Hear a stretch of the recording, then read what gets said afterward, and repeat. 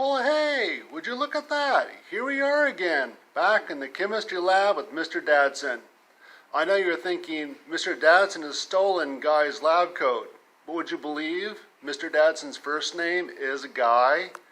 How's that for a lot of pronouns? Guy, Dad, Son? That's enough to make your head spin.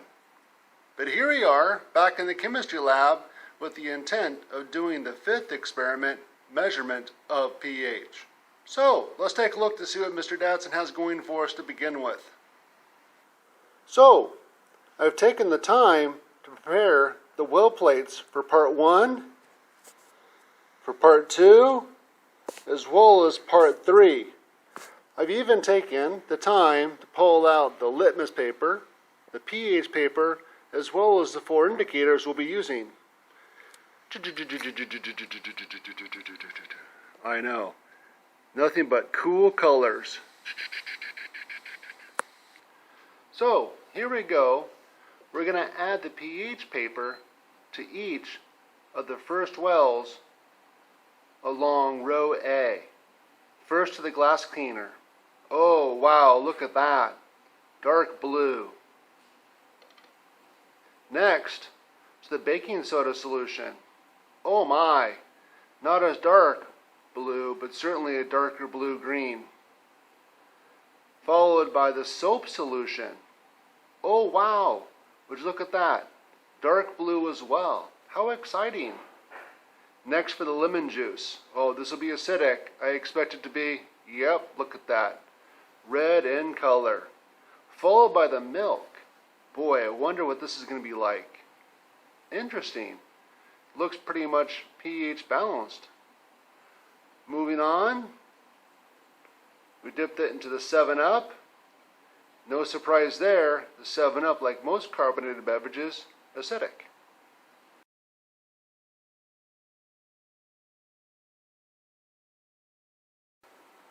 Alright, so now we're ready to dip the red litmus paper into the solutions across row B. Remember, red turns to blue if it's basic. First, the glass cleaner. Oh wow, it turned blue. The glass cleaner, obviously basic. Baking soda solution. Oh my gosh, it turned blue. Clearly, it's basic. Time for the soap solution. Oh my gosh, it turned blue. It must be basic. Then for the milk, wait no, lemon juice. Oh wait, it didn't turn blue. Lemon juice, obviously not basic. Then our milk.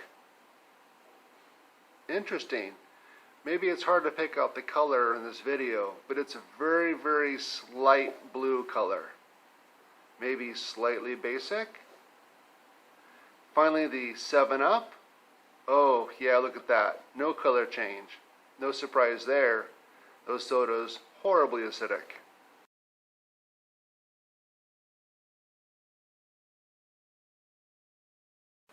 Okay, well look at this. We have our blue litmus paper, and we're going to dip it into the solutions along row C of our well plate. Of course, as before, we want to see a color change, where blue litmus paper will turn red under acidic conditions. First, the glass cleaner. We know it's basic, so no surprise, no color change. Next up, good grief, this is almost as bad as the game Operation. The baking soda solution. Oh, no surprise, it remains blue, as we know that to be basic. Followed up next by the soap solution, which again we know to be basic, and yet again no color change. Wow, this is pretty boring. Here we go, time for excitement. I expect, upon placing, good grief, my blue litmus into the lemon juice, a color change. Look at that, it turned red. No surprise there, lemon juice is acidic, and blue turns to red under acidic conditions. Next up we have the milk. No change in the case of the milk. Of course, cross-contamination. Let's do that again so as not to ruin the results of this wonderful experiment.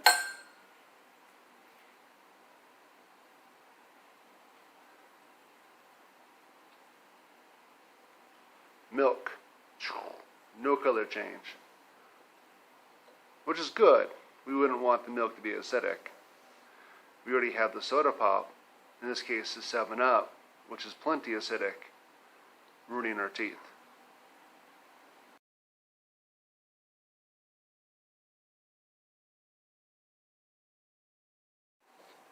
So, here we are, ready to measure the pH of each of the solutions from part 1. As you remember from our calibration video, it's important to rinse off the probe and carefully blot the glass electrode between measurements.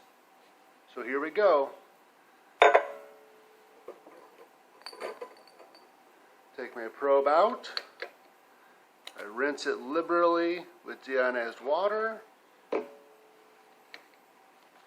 then I'll carefully blot the electrode before dipping the probe into the first of our solutions. This is the glass cleaner. Would you look at that? There you go. Now you can look at it. A pH of 10.66, 10.67. Obviously there's some variation in the hundredths place, reflecting some uncertainty in our measurements. Just record the value that the digit remains on the most. So, I'm going to pull it out, rinse off the probe,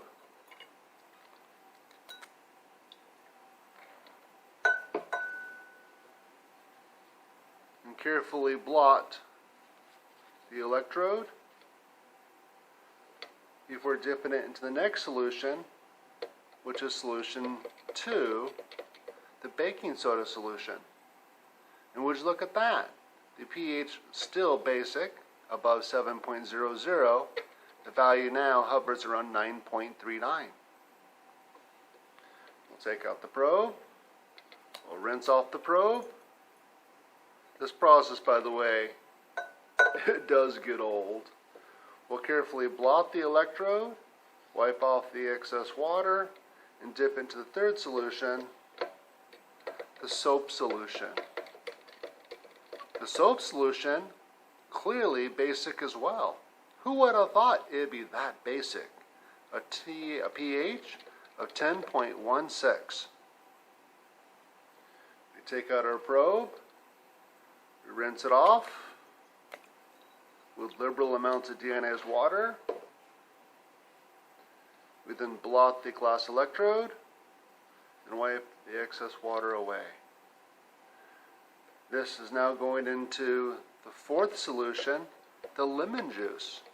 Ooh, that lemon juice, so very acidic. Look at that pH, well below 7. The pH is 2.58. How exciting. Wow! We take out the electrode. We rinse it off liberally with deionized water from the wash bottle. We then carefully blot the glass electrode and wipe away excess water before placing the probe into the milk. Ooh, would you look at this?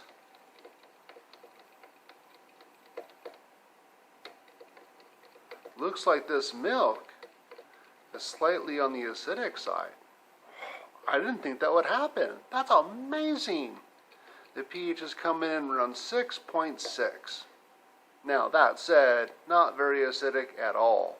In fact, it might surprise you to know that rainwater is naturally acidic. It has a pH of like 5.6 due to the fact that as a raindroplet falls through the atmosphere, it encounters carbon dioxide, which dissolves into the droplet to form carbonic acid. Yeah, who cares? Let's take out the probe, rinse it off with liberal amounts of deionized water. We'll then, of course, blot the electrode dry, wipe away excess water, place it into the 7-Up, Our last of the 6 solutions, and the pH of the 7-Up, obviously in the acidic side, is around 3.46. 3.4. Whoa, whoa, whoa, whoa! It's falling! I didn't see that happening. There it is, 3.37. Be sure to record these values into your notebook.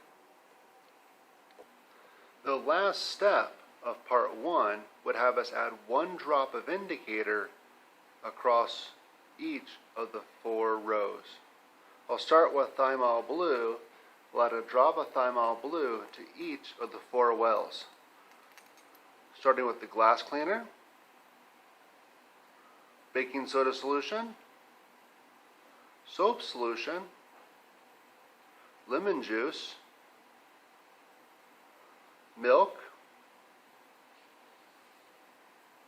7-Up.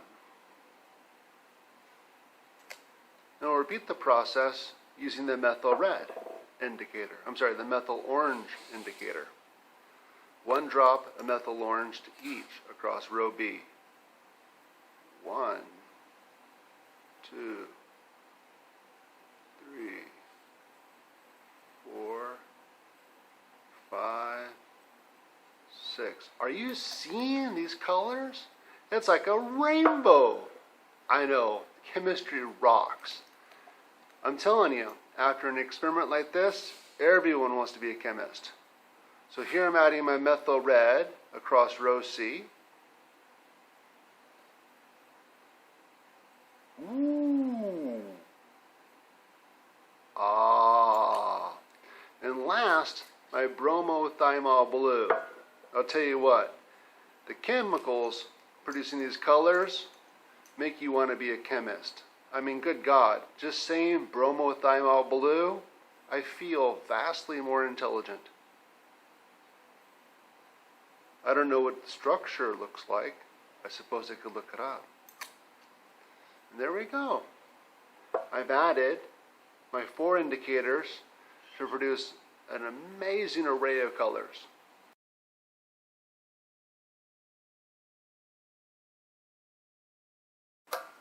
So, here we go. Part 2 of the experiment, we'll find ourselves repeating the same procedures as we performed in part 1, but now using chemicals that are more common to the chemistry curriculum. For instance, in column 1, we have hydrochloric acid, which upon dipping the pH paper into the solution, clearly is coming across as being acidic. We also have sodium hydroxide, a very common base. No surprise, the pH paper would turn blue. Now for the fun. I'm going to place the pH paper into a solution of ammonium chloride. The ammonium cation is the conjugate acid of ammonia, a weak base. And I therefore expect this to be an acidic solution. It is barely acidic, I suppose. It'll be easier to make out the colors when I take the picture. Certainly not as acidic as the acid. Next up, sodium formate. The formate anion is the conjugate base of the weak acid, formic acid, and I therefore expect this formate solution to be basic. Not really. Should be. Doesn't show as well as I would like it to. Maybe a slight green color in the pH paper. Not very impressive. Then I have my deionized water, which, no surprise, should be pH balanced. In fact, it's slightly less than the 7, owing to the presence of the carbon dioxide, which again produces carbonic acid, making the solution acidic. Tell you what, let's get a picture.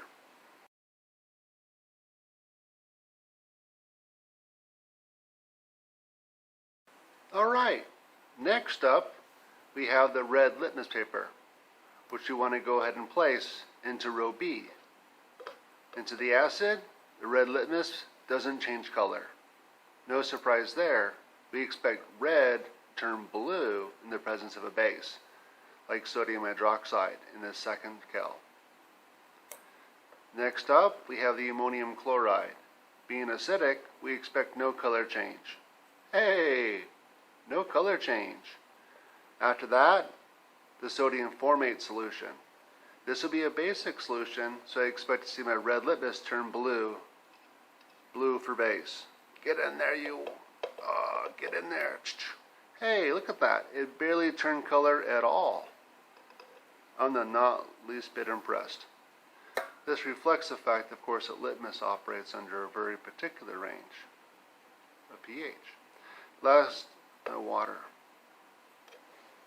Alright, that's done. Let's go ahead and get a picture.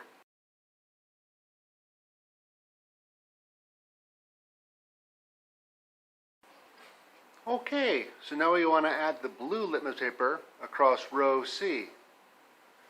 Blue, added first to the acid, turns red. No surprise there. Next, the paper added to the base remains blue. No surprise.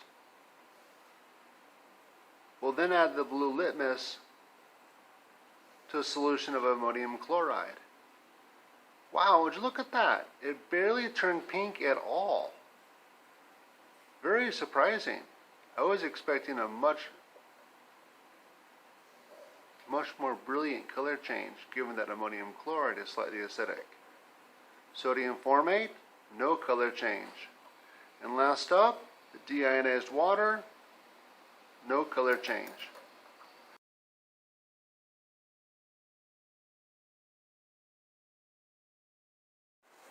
So, let us go ahead and measure the pH of these solutions using the fine technique we learned already. That is, completely rinse the probe with deionized water, then carefully blot the glass electrode and wipe the probe free of that rinse. First up, in placing the probe into the hydrochloric acid, wow, would you look at that? The pH is really low. Can you see that? I hope you can see that. I don't think I can see that. Let's try that again. There you go. 1.20. I take the probe out. I rinse it off. I blot the water and wipe away the excess from the probe. Now into the sodium hydroxide. Ooh! The 0.1 molar sodium hydroxide has a pH of 12.82. 83. 84. Good God, when does it stop? Let's just call it there. 12.85. You didn't see it go to 8.7. You didn't see my pH change? Hey, anything to keep myself interested. I blot the water from the electrode, I wipe off the probe, and I now dip it into the ammonium chloride. Again, I'm expecting acidic behavior. Ammonium is the conjugate acid of a weak base. Go, go pH, go. Go, go pH, go.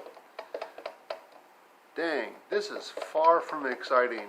It's certainly less than 7, but it's nowhere near as low as I would have expected it to be.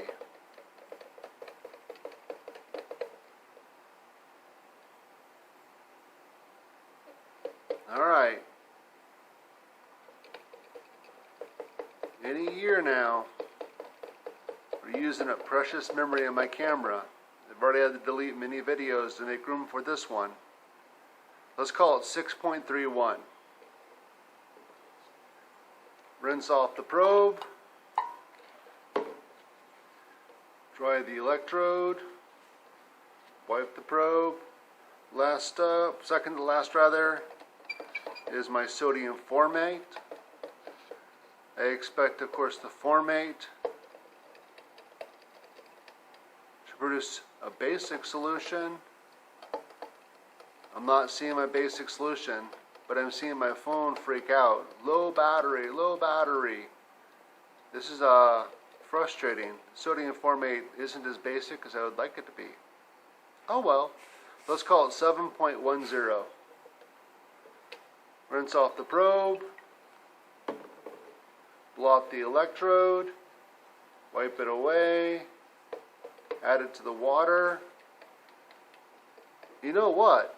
Better than even odds, I got these backwards. I'll bet you this is the reading for the sodium formate.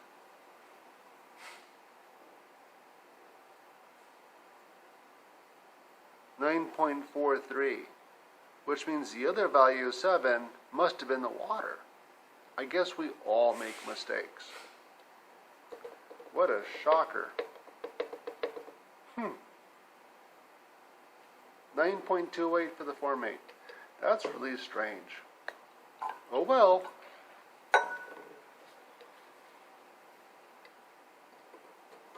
For the sake of time and my phone's memory, I've gone ahead and I've added the indicator to each of the wells in part 2. Notice the beautiful colors. Let's get a picture of that.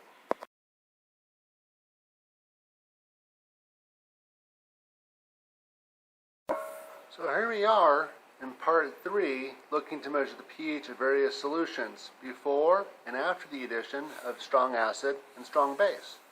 I'll make this quick because my phone memory is dying as well as the battery.